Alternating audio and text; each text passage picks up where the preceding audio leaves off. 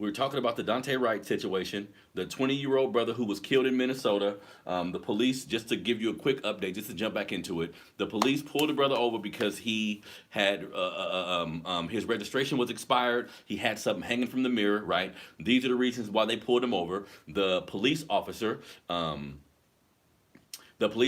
Kimberly Potter, who is a white woman, 48 years old, she was arrested on manslaughter charges. She bailed out today. Yeah, she bailed out today. So now we are waiting to see what the next steps are going to be. You know what I mean? The 20-year-old brother lost his life to the hands of this woman. She claims that she had a taser. I mean, she claimed that she was reaching for her taser but reached for the gun instead, right? So I'm going to get into that in a minute. Really horrible situation. While this community is still dealing with the George Floyd situation, this community is still dealing with the fact that Derek Chauvin is on trial right now, and who knows how that's actually going to play out. You know what I mean? So let's jump back into it. So just to update everybody, we're talking about the Minnesota police officer who shot the 20-year-old brother in Minnesota, 14, 15 miles away from where the trial for Derek Chauvin is being put into place right now. You feel me?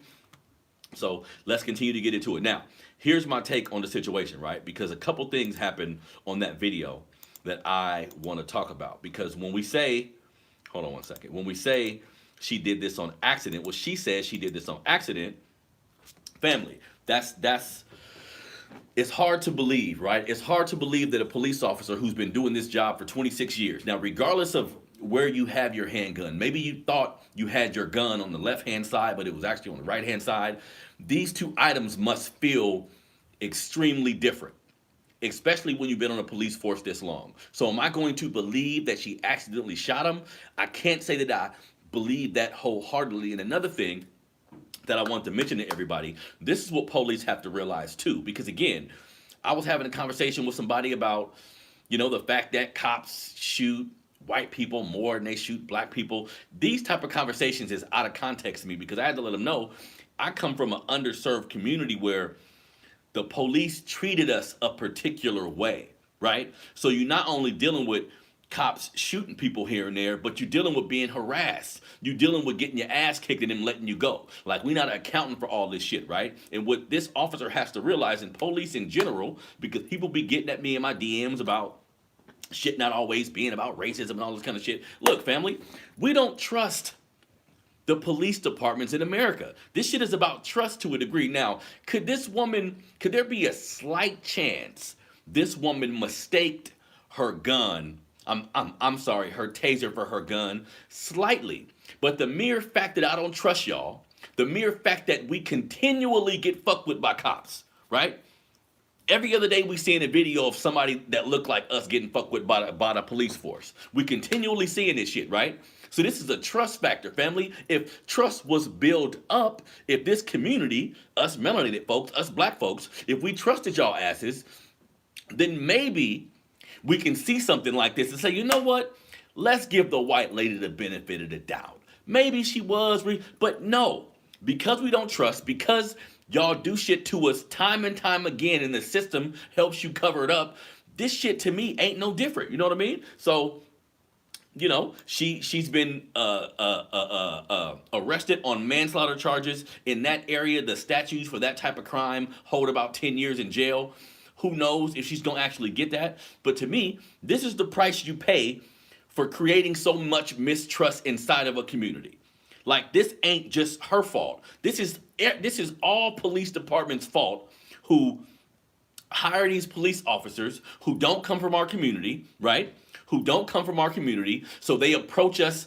They don't approach us with compassion. They don't approach us with empathy. They approach us like we fucking animals. So when something like this happened, most of us say, "See, that remind me of the goddamn officer that pulled me over here. Or that remind me of the officer that came in my neighborhood and was talking to these young men, these 16, 17-year-old men, like they goddamn animals." You see what I'm saying? So we don't trust you motherfuckers. That's what this boils down to. Could this lady have mistaken her taser for her gun? Again, there's a slight possibility, family. I just don't trust y'all.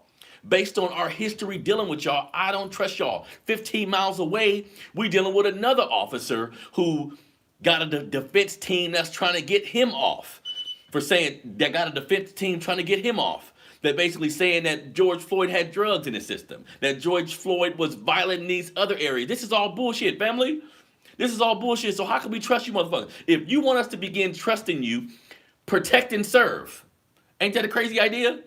Like, do the shit that it say on the side of your goddamn car. Protect and serve. But no, y'all protecting and serving wealthy white people. Y'all protecting and serving white communities where you treat us like shit continuously. Like I be saying, family, I can do a whole show, every show, just about the shit that happens between us and police. I try to you feel me? You feel me? I try to combine stories about what's going on with us with other shit, but this shit enrages me, family. So I gotta keep talking about it. So was it an accident? There's a slight possibility, but you haven't built up enough trust. This is how any relationship works, right?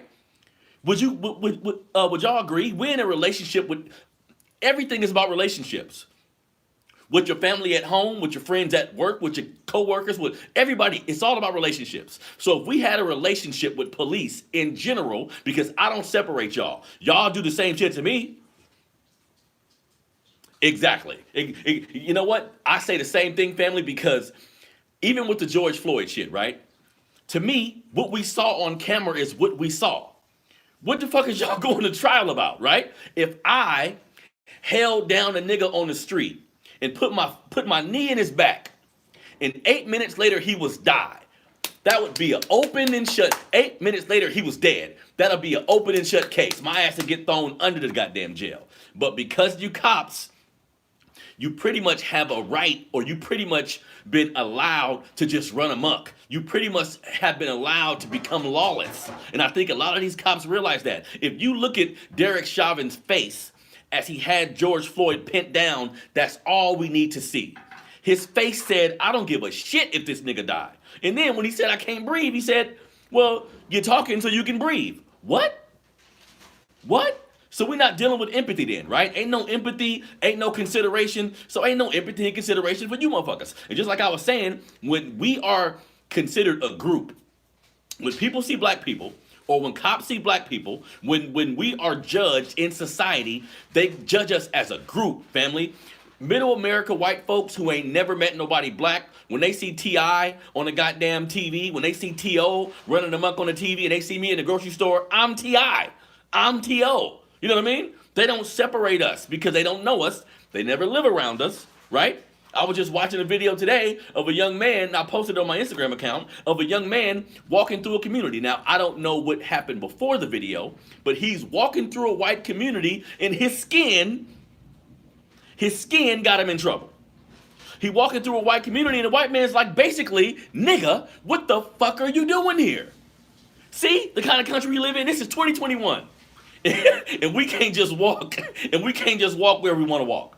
What the fuck are you doing here? Do you know somebody here? Do you have families here? And that video was great because that's a microcosm of the greater America. That's a microcosm of how America really is, family. There's a book called Sundown Towns by James Loewen. I recommend everybody get this book. It's a book called Sundown Town by James Loewen, where it talks about the several upon several hundred of all white enclaves that were created in America to be all white towns, and the violent measures they would take to keep these towns all white. In my opinion, this is still some of the shit we're dealing with today. A part of the reason why racism and disenfranchisement, and there's such a big problem between the races, because we do not live together in large numbers.